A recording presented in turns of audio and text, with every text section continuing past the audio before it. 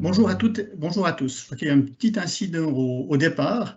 Au nom de SIX, je vous souhaite la bienvenue à notre webinaire « Approche orientée vers l'avenir en matière de prestations de fourniture d'espèces dans et hors de Suisse ».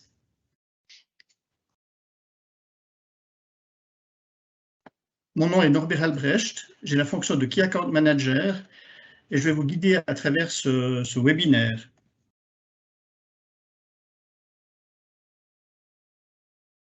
Je serai accompagné de mon collègue Thomas Gashman qui interviendra dans le cadre de la session des questions que nous avons prévue à la fin du webinaire.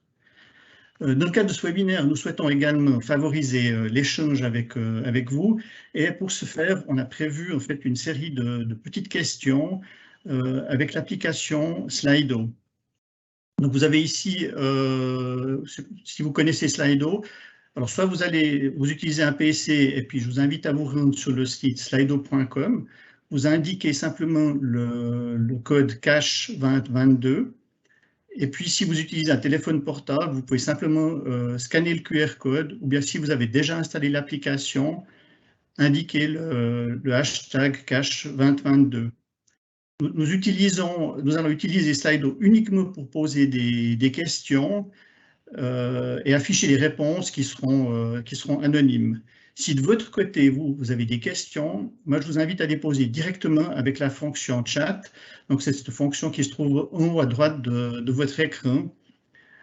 Ces questions, on y reviendra de toute manière en fin de webinaire. On passera en revue les questions que vous avez posées, donc n'hésitez pas à les poser au fur et à mesure. Si d'aventure il y avait une question qui nous paraît vraiment pertinente sur le moment, on se réserve le droit d'intervenir. Mon collègue Thomas Gashnang interviendra directement pour cette question. Et je pense qu'on va surtout les traiter en fin de webinaire. Ce webinaire, il a pour but un échange de connaissances. Donc pour nous, c'est important en fait, d'avoir un échange avec vous. On s'est posé un certain nombre de questions de l'avenir des bancomates. On va regarder aussi un petit peu hors de Suisse comment ça se passe. Donc cet avenir aujourd'hui, il est devant nous, il n'est pas forcément défini. Donc c'est bien de s'inspirer un petit peu à gauche, à droite de ce qui est possible de faire. Et puis, on amène certaines idées. Dans cet échange-là, on sera aussi intéressé de voir quels sont vos retours et puis de quelle manière on peut faire évoluer les choses conjointement. Je vais maintenant simplement passer sur la fonction Slido. Voilà. Donc, toujours la même chose. Donc, vous avez le code, QR code qui vous permet de répondre à ces questions. Donc, la première question que j'ai envie de vous poser, c'est utilisez-vous au quotidien plus ou moins d'argent liquide qu'il y a 5 ans? Je vais vous laisser le temps de répondre. Si vous utilisez un téléphone portable ou comme ça, c'est possible qu'il y ait un petit décalage parce que comment dire, le fait de passer par le webinaire, par Teams, il y a toujours un petit décalage d'une vingtaine de secondes, donc c'est possible que vous remarquiez ce décalage. Donc je vous laisse répondre à ces questions. Il y a un certain nombre de réponses qui arrivent, là, je pense que vous les voyez aussi. N'hésitez pas à, si vous n'avez pas fait, aller sur slido.com ou bien simplement scanner le QR code que vous connaissez, enfin, qui est affiché ici aussi à l'écran.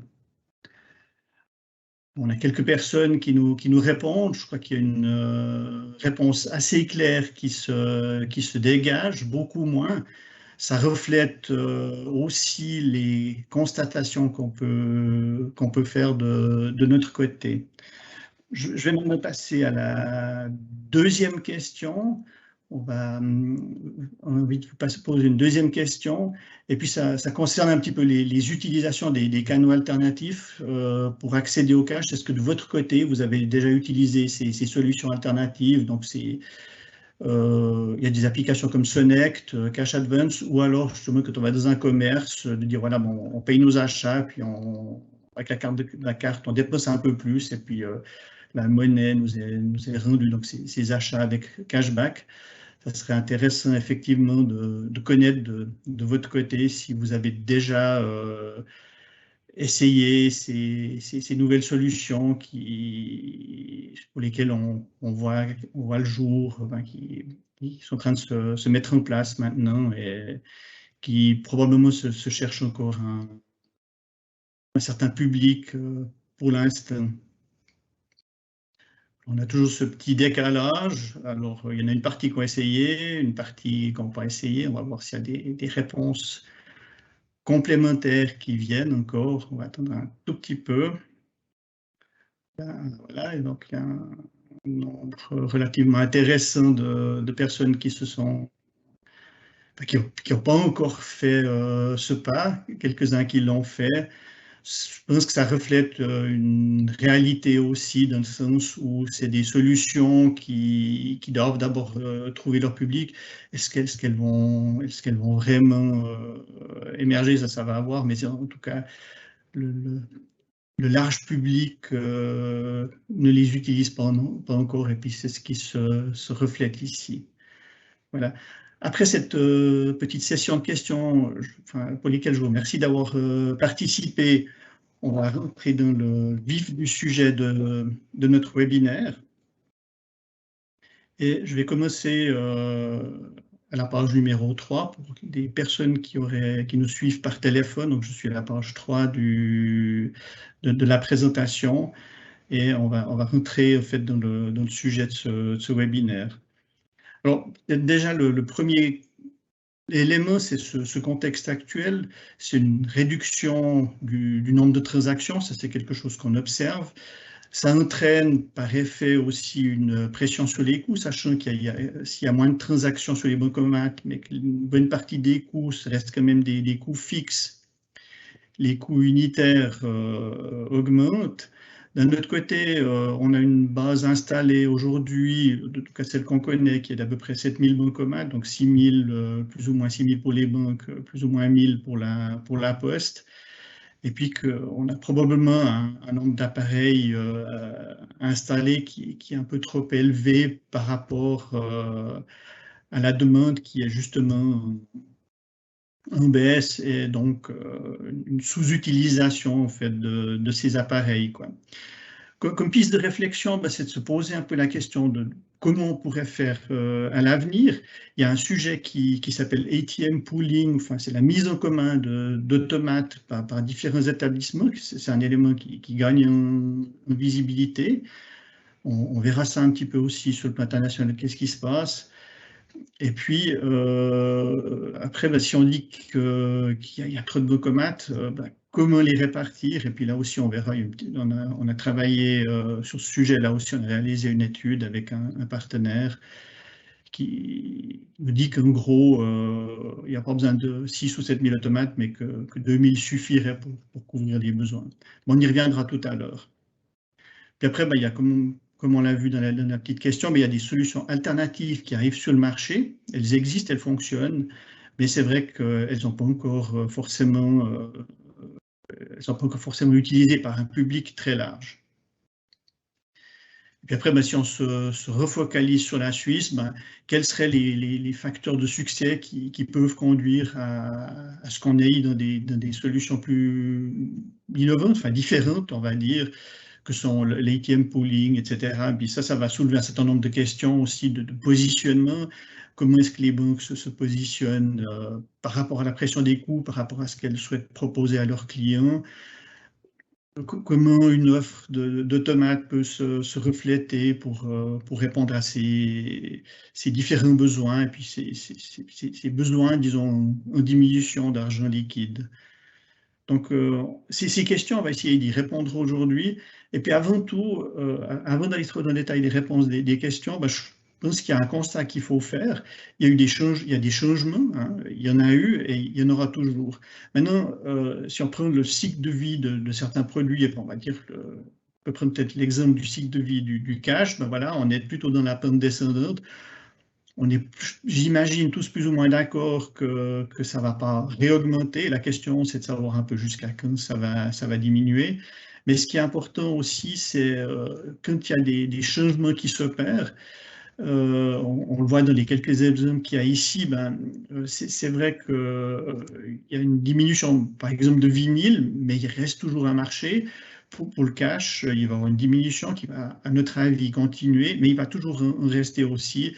Et puis, dans ces phases de transformation importantes, je pense que c'est très important aussi de suivre activement ces tendances et puis pas de se laisser dépasser. Parce que si on veut vraiment, je dirais, maîtriser ces changements, ce qui est important aussi, c'est d'essayer d'être, autant que faire se peut, proactif sur ces changements et puis de voir ce qui pourrait être changé, ce qui serait possible de faire pour justement maîtriser ce changement, puis plus à la fin être dépassé. Donc, notre postulat est clair qu'à long terme, les transactions vont diminuer, elles vont se stabiliser à un moment donné. Pour ce qui est d'historique, les chiffres sont connus. On constate depuis 2015 une réduction des transactions de moyenne 4,5% par année. L'effet Corona, il est très fortement visible. Il impacte aujourd'hui aussi encore ces transactions. Hein. Ça a clairement amené un certain nombre de changements de personnes qui ont un peu délaissé le cash. Ça a été dicté par des mesures sanitaires.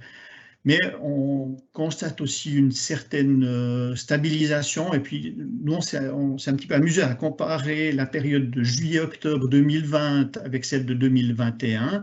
Donc, une année après, c'était fin d'année passée. C'était des périodes qui étaient relativement comparables dans le sens où il n'y avait pas de mesures sanitaires particulières. Et puis là, on a vu aussi sur cette année un recul de transactions de 5%. Donc, on part du principe que ce recul va perdurer. On va dire que, de notre avis, ça va atteindre une sorte de seuil qui sera probablement 50 et 60% du niveau actuel.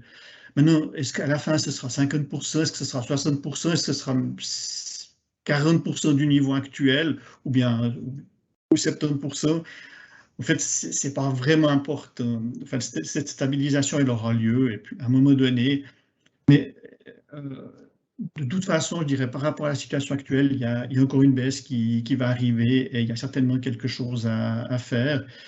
Et puis, ces coûts d'approvisionnement du cash, donc d'exploitation d'infrastructures, d'approvisionnement d'espèces, comment les gérer à futur, sachant que cette demande va continuer à diminuer. Je pense que c'est la grande question qu'on peut se poser et de savoir un peu quelles sont les possibilités qui existent.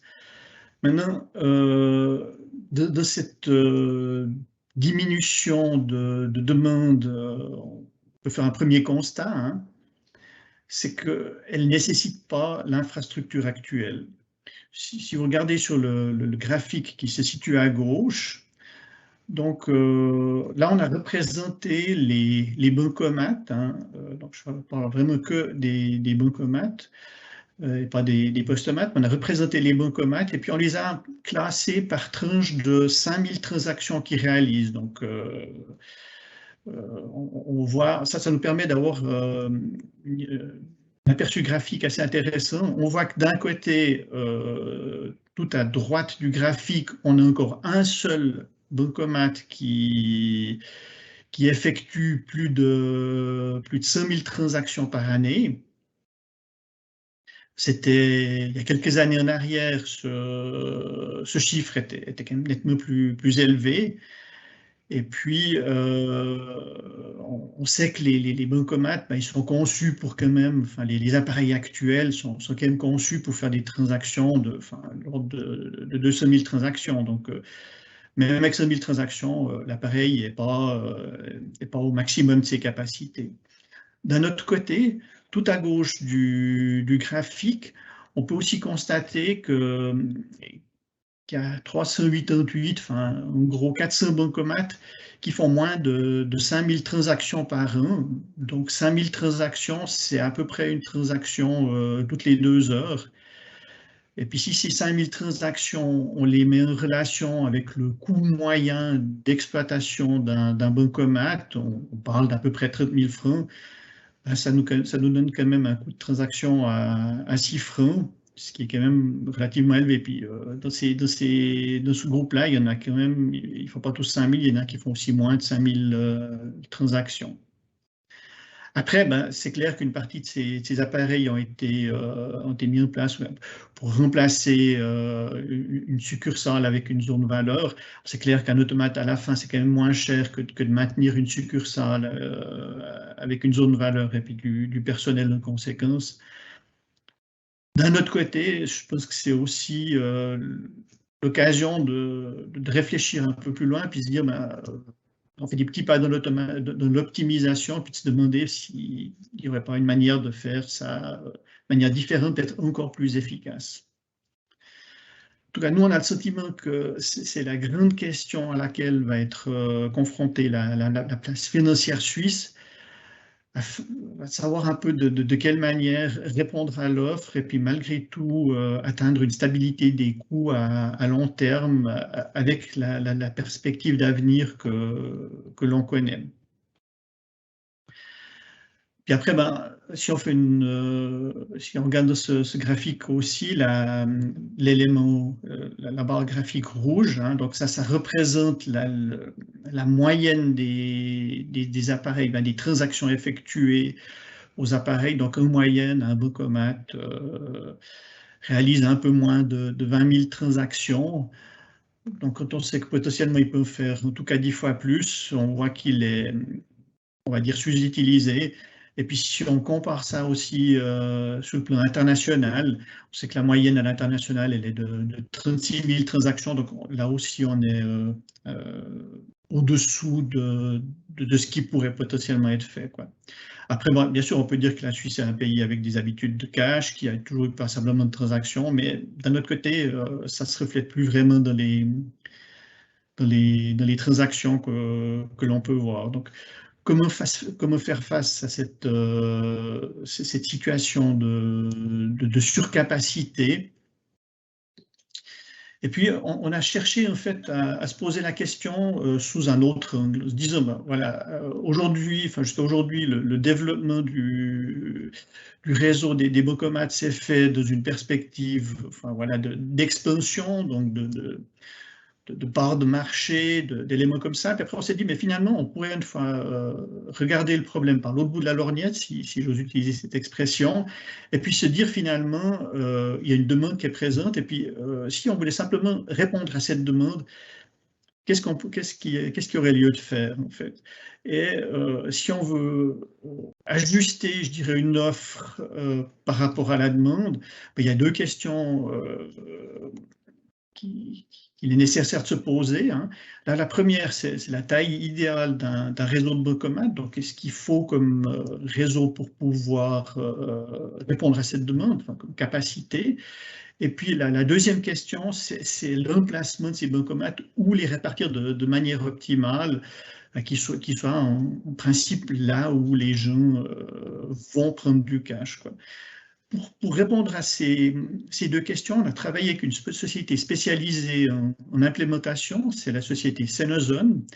Et puis elle dispose d'un modèle de multi-éléments, disons, d'éléments sociodémographiques, de mobilité, etc., pour identifier les emplacements pertinents. Donc, ce que l'on a fait, c'est qu'on s'est basé sur ce modèle. Donc, cette société a reçu les géocoordonnées des appareils et puis le volume de transactions qu'elle opère. Puis après, vous pouvez vous représenter ça de la manière suivante. Donc, si on veut bien, sur ce modèle-là, il y a une sorte de quadrillage qui est de la Suisse qui est fait, hein. Ce quadrillage, il est, sauf erreur, au départ, il est au niveau de l'hectare, donc c'est des carrés de 100 mètres sur 100 mètres de toute la Suisse. Et puis là, ben voilà, à un emplacement, il y a un Bancomat qui fait, je sais pas, 20 000 transactions, là, il y en a un qui fait 5 000, etc. Et puis eux, ils ont corrélé en fait ces données avec leur base de données qui se base justement sur des modèles sociodémographiques, enfin, par exemple, nombre d'hommes, de femmes, quelle infrastructure il y a, les zones commerciaux, les zones piétonnes, etc., des modèles de mobilité. et puis de dire quel est le facteur finalement de succès d'un bancomat par rapport aux éléments clés qu'ils ont. Et puis à partir de cet élément-là, ils ont remodélisé en fait la distribution qu'il pourrait y avoir en Suisse.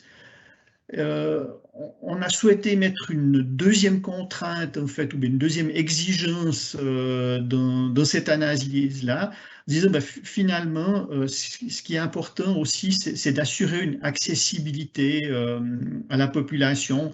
Donc, le critère qui a été retenu, c'est de dire que 90% de la population doit pouvoir accéder à ces transactions, ces prestations d'espèces, en l'espace de 20 minutes à pied ou en transport public. Donc, tous ces éléments-là, je dirais mixés, ont amené un résultat. Ça nous permet d'une part de répondre à ces deux questions, enfin la taille du réseau et d'une part les emplacements. On le voit sur la carte qui est représentée ici. Donc ça, c'est les emplacements qui seraient idéaux pour couvrir ces deux critères. Hein. On constate aussi que à peu près 1200 emplacements avec un peu plus de 2000 bancomates permettraient effectivement de couvrir la demande. Ça permet en plus d'assurer un accès à la population selon les critères définis, quoi. Il y a deux éléments essentiels qui sont à prendre en compte. C'est que dans ce modèle-là, hein, on est parti vraiment de l'ensemble des bancomates. Donc, le modèle suppose ou présuppose que toutes les banques participent à cette ATM pooling, sauf PostFinance puisqu'on n'a pas ces éléments-là. Et puis qu'il s'agit d'un placement tiers, donc les bancomates ne seraient pas placés dans des agences bancaires.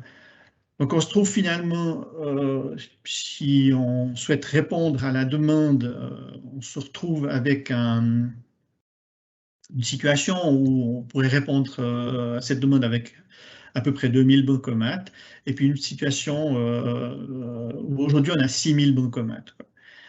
Et après, la deuxième étape, une fois qu'on avait ces éléments-là, c'était se poser la question, mais bon, où sont les écarts, quels sont les écarts, et puis on a fait cette analyse d'écarts. Donc là, je vous représente maintenant une deuxième carte. Hein. Alors, pour ces analyses d'écarts, il y a toujours plusieurs grilles de lecture. Je vous parlais avant du hectare.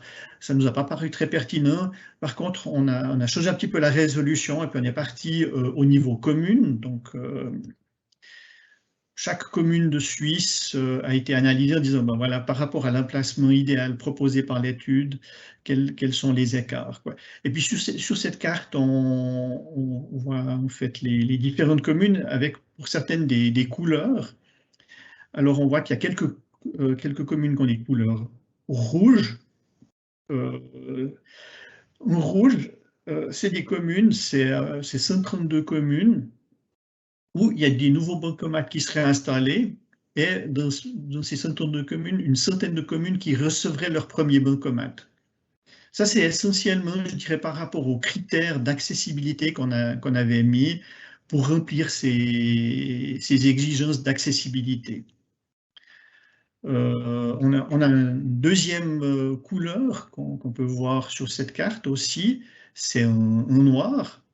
Alors, en noir, c'est une situation idéale. Donc, il y a déjà, disons, dans ces communes-là, le nombre de bancomates que l'étude prévoit.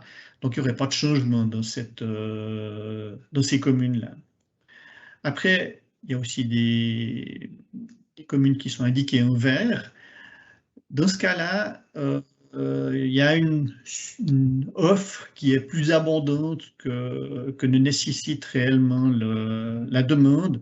Donc là, dans 417 communes, le nombre de bancomates serait réduit. Ça ne veut pas dire qu'il serait supprimé, mais qu'il serait réduit. On peut imaginer le cas d'un centre-ville ou à proximité d'une gare où on a peut-être 7-8 bancomates dans un rayon de 100 mètres, et puis qu'à la fin, pour répondre à la demande, 3 suffirait, par exemple. Et puis, on a aussi, c'est moins agréable, mais finalement en bleu, c'est des situations où le dernier bancomat serait supprimé. Donc, de 916 communes, il y aurait plus de bancomat. Il serait plus nécessaire d'avoir de bancomat pour répondre à la demande par rapport aux exigences données, hein. Donc, après, c'est clair que chaque fois qu'on demande un bancomat, puis ça vous le connaissez probablement très bien par rapport à votre expérience, c'est que ça soulève des protestations et autres. Au total, si on regarde, l'étude, elle place un bancomat dans 667 communes. Non, voilà, c'est une étude, hein, disons, l'idée c'était d'avoir le contre-pied par rapport à la situation actuelle et puis de regarder ça sous un autre angle. Maintenant, toutes les études ont bien entendu des limites et puis il y a évidemment une différence entre la théorie et la pratique. Enfin, une des premières limites, c'est que le modèle est statique. Donc, on l'a fait sur la base de données il y a plus d'une année en arrière. Si on faisait l'étude aujourd'hui, le résultat serait certainement un peu différent.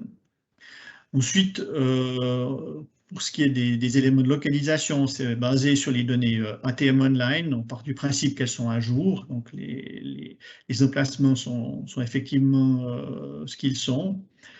Au niveau des transactions, on a pris en compte que les transactions financières, donc prélèvement-retrait, mais pas les transactions non financières, les consultations de soldes et autres.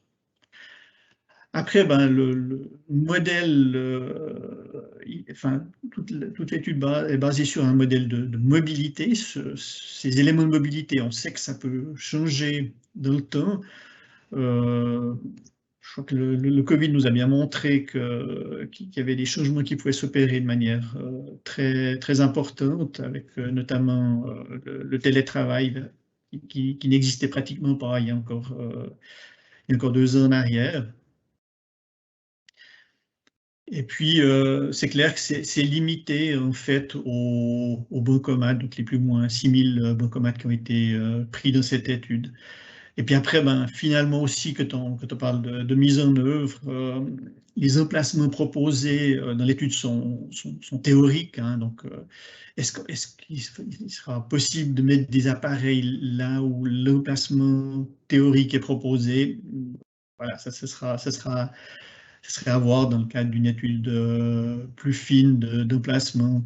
Mais c'est clair qu'on voit déjà qu'il y aura probablement des éléments, il va manquer un accès réseau ou des éléments comme ça, suivant, ou simplement qu'il n'y a pas le bâtiment nécessaire, etc.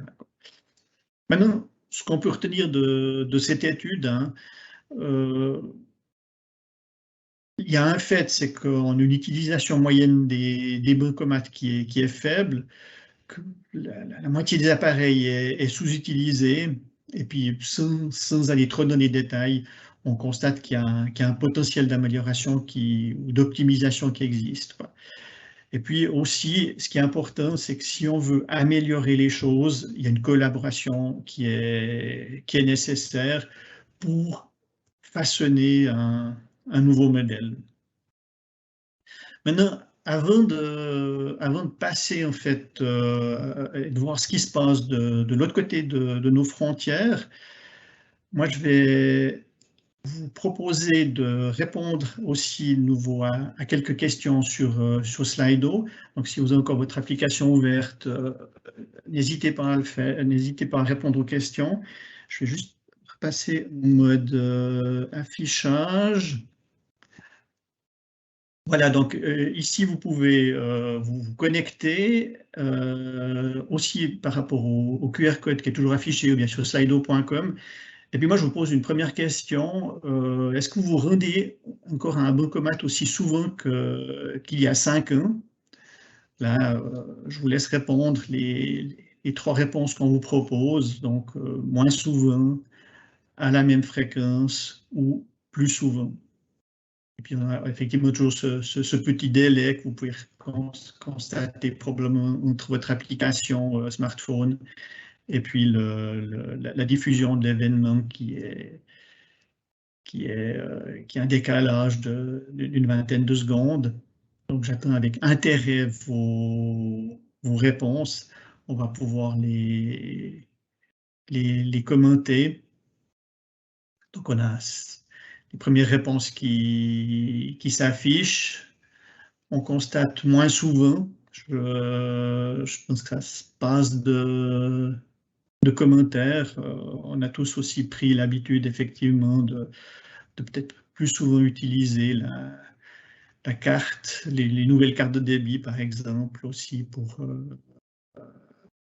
les différents achats et autres qu'on peut faire.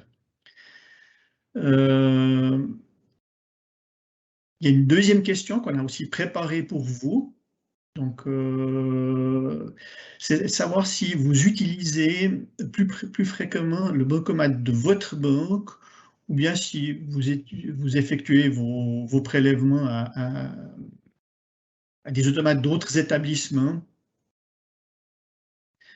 Là également, il serait intéressant de voir quelles sont vos habitudes actuelles. J'ai une toute petite idée de la réponse, mais je me laisse volontiers surprendre aussi.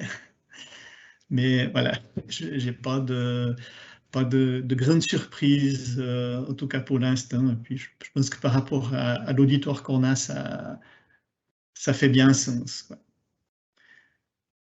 Ok, après cet interlude où on vous a fait travailler, je vais continuer en fait dans ma présentation. Je suis en page 12 et puis comme on l'a annoncé dans le titre de notre webinaire, on va un petit peu regarder aussi ce qui se passe hors de Suisse. Donc ce sujet de mise en commun d'automates de ATM pooling, c'est un sujet qui prend de l'ampleur sur le plan international. On le voit, il y a différents pays, que ce soit en Europe, que ce soit aussi curieusement en Asie, certainement en raison du nombre élevé d'appareils, ou bien en Amérique latine, il y a un certain nombre d'initiatives qui ont lieu, qui se développent maintenant. Et on en a retenu 3, en fait, qui nous paraissaient intéressantes, simplement pour nous inspirer, en fait, de ce qui pourrait être fait en Suisse, partager un peu ces expériences avec vous aussi, quoi. Donc, le premier exemple qu'on a retenu, là, on se rend en Belgique. Il y a un réseau qui s'appelle Batopin. C'est vrai que la Suisse, la Belgique, c'est un peu comme en Suisse, elle est aussi confrontée à des reculs de transactions. Et puis, un certain nombre de banques qui sont à l'origine de cette initiative ont constaté que le réseau était sous-optimal.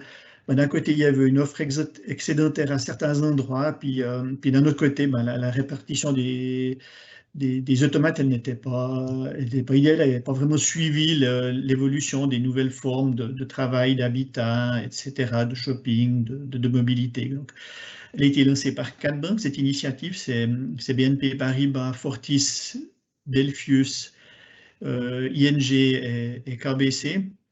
Et puis, je dirais la motivation première, en fait, c'était l'efficacité. De dire, voilà, on va mettre vraiment les automates aux bons endroits,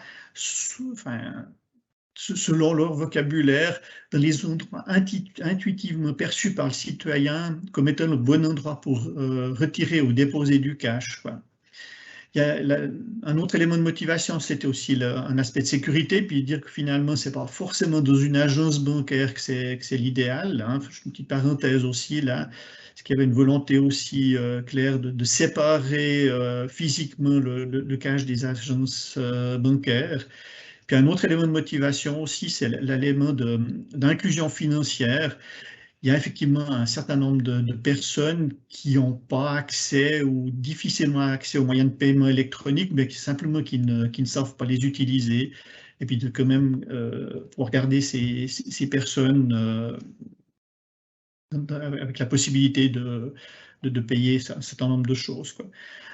C'est un projet qui a démarré en 2019 avec d'abord un certain nombre d'analyses, je dirais un petit peu ce que je vous ai montré tout à l'heure, hein. Ils se sont aussi posé ce genre de questions, en disant quel est le réseau, quel serait le réseau, le maillage optimal, etc. Il y a une mise en service qui a commencé fin d'année passée, fin de l'automne passé. Et l'idée, c'est vraiment de faire un déploiement. Donc, quand on dit déploiement, c'est à la fois déployer les automates, mais aussi réduire en fait les automates existants, enfin les sortir des filiales. Et puis le redimensionnement, ben, ça amène un réseau actuel de 5300 à en gros 2400 automates à l'horizon 2024, donc une réduction de 55%. Ce réseau tient compte des habitudes. Alors aussi, en termes d'accessibilité, leur critère, en fait, c'était d'avoir 95% de la population qui a accès à un automate dans un rayon de 5 km. De placer ces automates dans des lieux qui sont pertinents, enfin, où ils sont perçus comme tels par le grand public, où on utilise le cash, ben, ça peut être à proximité de commerce, de restaurants, etc. Avec aussi pour la Belgique un petit changement de paradigme, puisqu'actuellement 98% des automates sont dans des agences, et puis que là, ben, vraiment, c'est vraiment de sortir des agences et de les mettre dans des emplacements tiers, justement là où le cash est utilisé. Puis après, ben, l'idée aussi, c'est d'optimiser toute la gestion en standardisant les modèles d'appareils, en standardisant des processus, des équipements et autres, que chaque emplacement soit identique. Et puis parallèlement, ils ont constitué un forum d'échange où les différents acteurs, enfin, c'est les banques, la population, les autorités, mais c'est aussi les convoyeurs de fonds, ou la Banque centrale peuvent participer. Et puis bon, voilà, ça c'est quelque chose qui a démarré, qui est en cours et puis qui devrait arriver à terme en fait en 2024.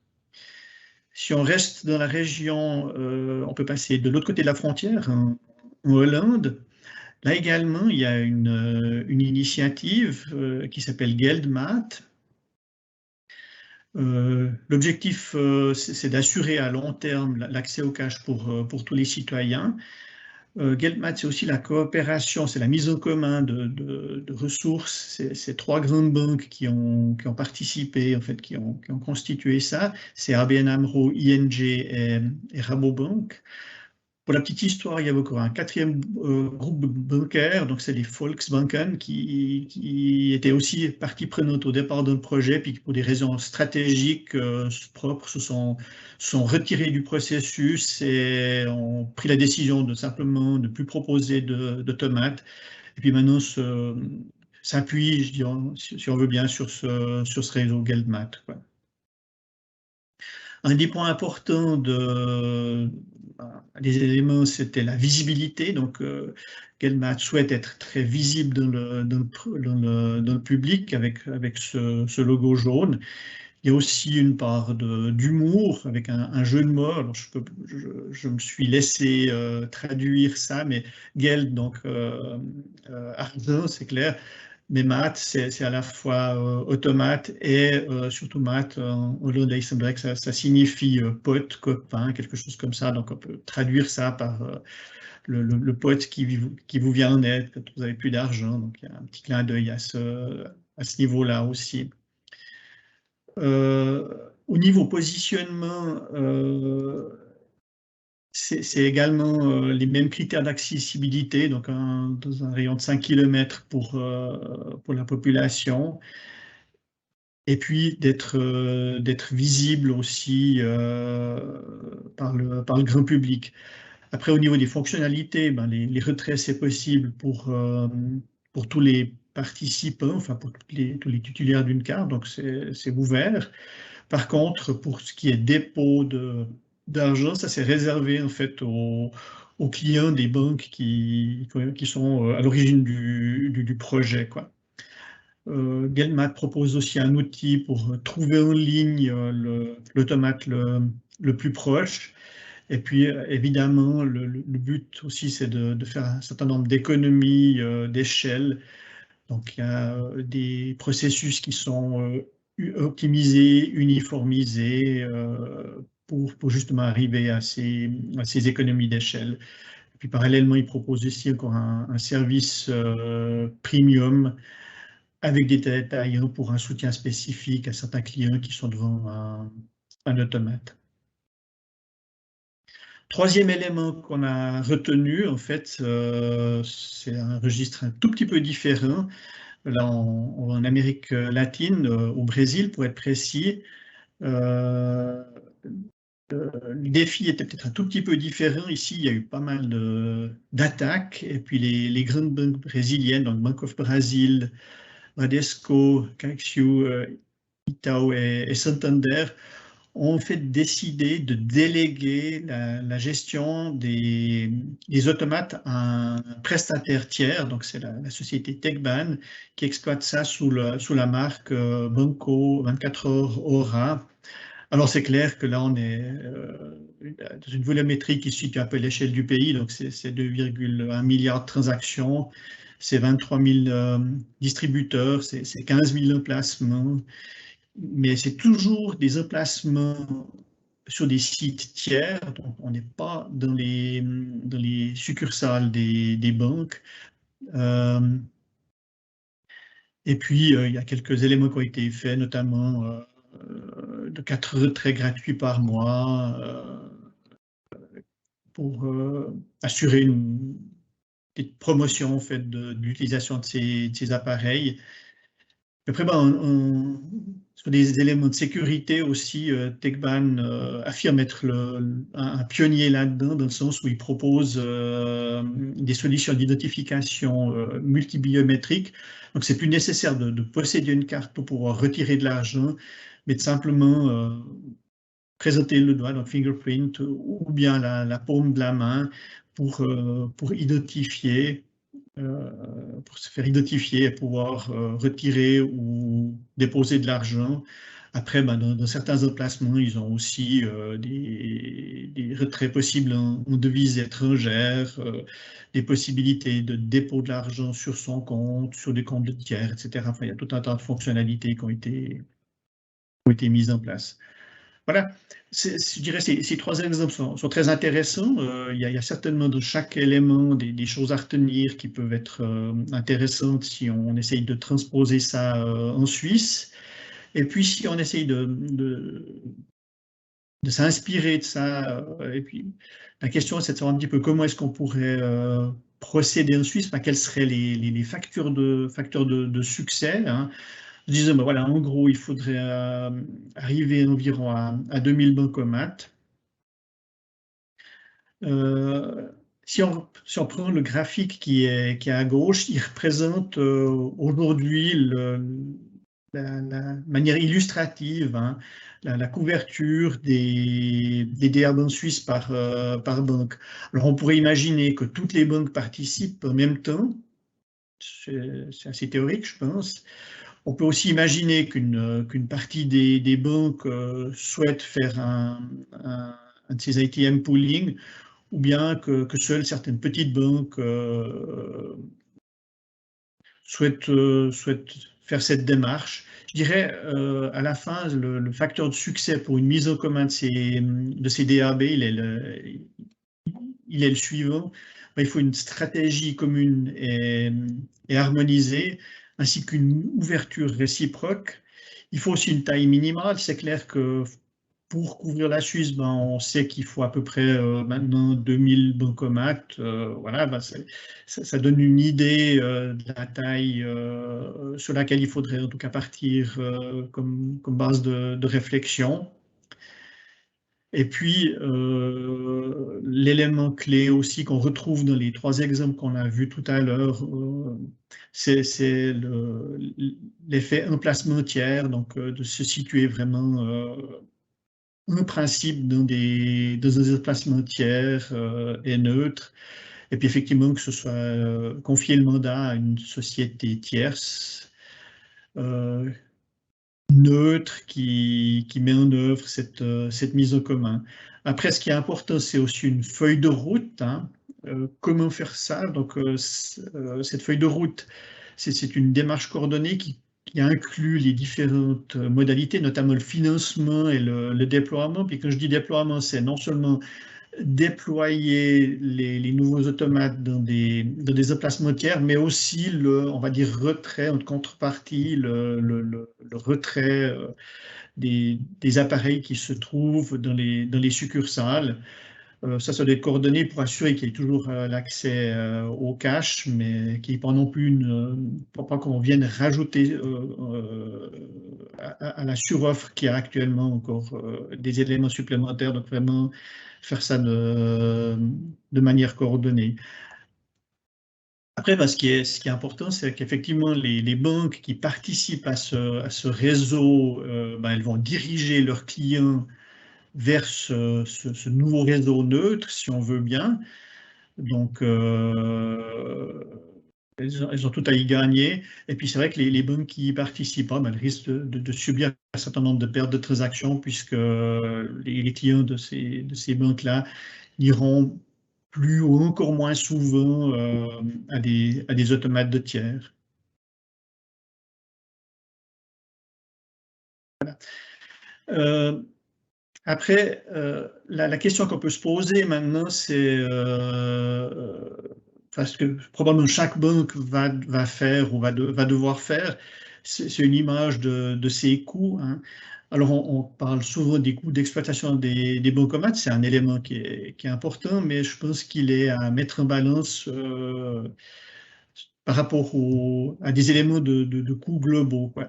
Et puis, plutôt que de partir sur la base des coûts d'exploitation des DAB, c'est plutôt partir de la demande des clients. Donc, je prends un exemple fictif ici, hein, c'est de dire, voilà, il y a les clients effectuent 10 000 1 million de transactions par année, et puis ces transactions, elles se répartissent pour partie sur le propre réseau de bancomates, et puis pour une autre partie sur un réseau de bancomates de banques tierces, quoi.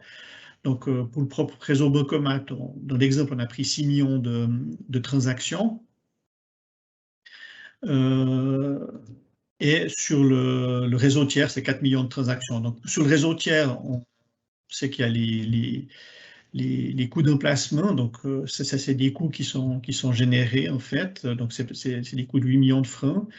Et puis après, on a effectivement encore les coûts d'exploitation. Donc, si on prend un réseau de 300 DAB à 30 000 francs par année, on est en gros à 9 millions. Et puis maintenant, ça, c'est les coûts totaux de 17 millions. Maintenant, il y a effectivement sur son propre réseau de DAB, il y a aussi des transactions d'autres banques. Donc ça génère des revenus. Dans l'exemple ici, on a pris 3 millions. Donc les coûts effectifs nets sont de 14 millions de francs. Donc si on met ça en relation avec les 10 millions de transactions, on peut faire un simple calcul puis dire voilà, finalement la transaction nous coûte 1 franc 40. Maintenant, est-ce qu'on veut continuer à favoriser notre réseau? Est-ce qu'on veut s'appuyer sur un réseau tiers? C'est clair que si on va dans une logique d'ATM pooling, il faudrait que le coût de la transaction soit de l'ordre de 1 franc pour que ça devienne intéressant. Et puis, si on prend la différence par rapport à 1 franc 40 dans des zones qu'on a ici, voilà, il y a toujours une économie significative. Mais finalement, c'est chaque banque qui doit décider par elle-même, faire ses propres calculs et puis déterminer quel est le modèle le plus judicieux. Elle peut bien entendu travailler sur deux choses en disant, voilà, je vais diminuer mon propre réseau de bancomates. Hein. Alors oui, effectivement, ça va diminuer ses coûts, Mais d'un autre côté, ça risque d'augmenter aussi ses coûts, parce que ses coûts de transaction auprès de banques tierces. Donc voilà, c'est une petite balance à faire, quoi. Maintenant, par rapport à ces réflexions à faire, je pense que ça va beaucoup dépendre des positionnements des banques. Donc, chaque banque va plus ou moins se positionner. On a retenu 3 grands modèles, disons, où j'imagine chaque banque va plus ou moins se retrouver. Et puis, on a tout à gauche, donc les managed services, c'est les banques qui estiment que l'approvisionnement en espèces, c'est sous leur, c'est leur cœur de métier, enfin, c'est pas leur cœur de métier, mais donc c'est quelque chose d'important, c'est inscrit dans leur ADN, et puis elles veulent proposer, continuer à proposer ça de manière directe à leurs clients. Donc ces banques-là vont traiter les prestations, enfin toutes ces prestations qui sont liées au cash grandement en interne. Elles vont peut-être outsourcer ou s'appuyer sur certains outils externes pour certaines choses. Ensuite, on a une deuxième catégorie au milieu de ATM as a Service. Donc ça, c'est toujours la banque qui figure en fait pour le client. C'est toujours la banque qui figure avec son logo sur l'automate. Par contre, toute la gestion de la flotte des automates, elle est gérée par un partenaire externe qui va déterminer un catalogue standard.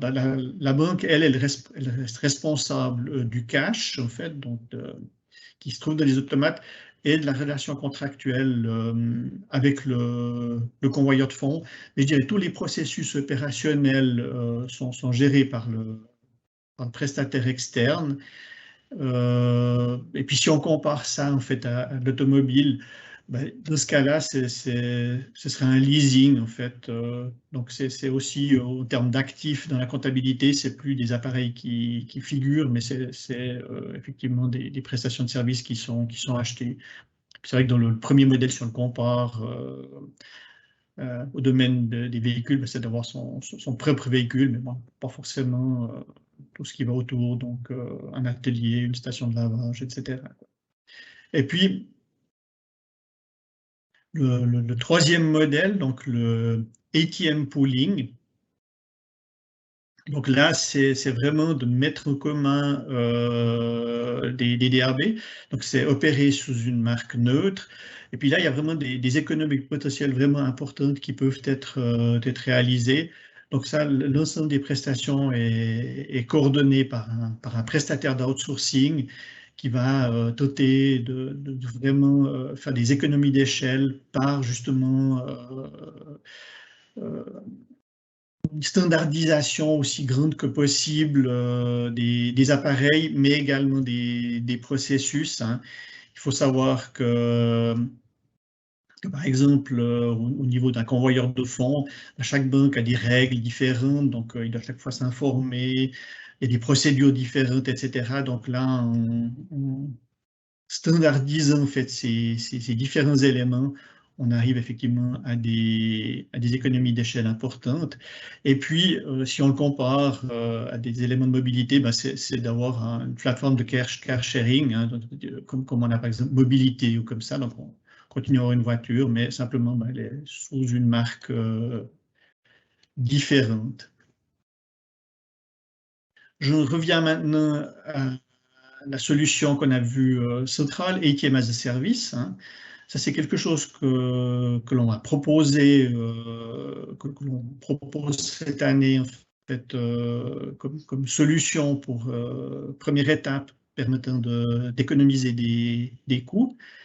La prestation, ben, ça comprend la reprise des actifs, ou la mise à jour des actifs, donc des automates, l'exploitation, les transactions. Et puis je dirais finalement le seul élément qui reste encore à charge de la banque, c'est cette relation contractuelle avec le convoyeur de fonds, et puis également le cash qui se trouve à l'intérieur du bancomat, ce qui fait les deux font sens, au fait qu'ils soient bien liés. Maintenant, tous les processus opérationnels autour, ainsi que l'automate, alors l'automate il est mis leasing, si on veut bien, enfin, si on peut prendre cette analogie-là. Donc, il n'est plus dans la comptabilité de la banque. Et puis, tous les processus opérationnels qui sont autour sont pris en charge par SIX. Après, ce qui est important en fait, de ces éléments-là, c'est effectivement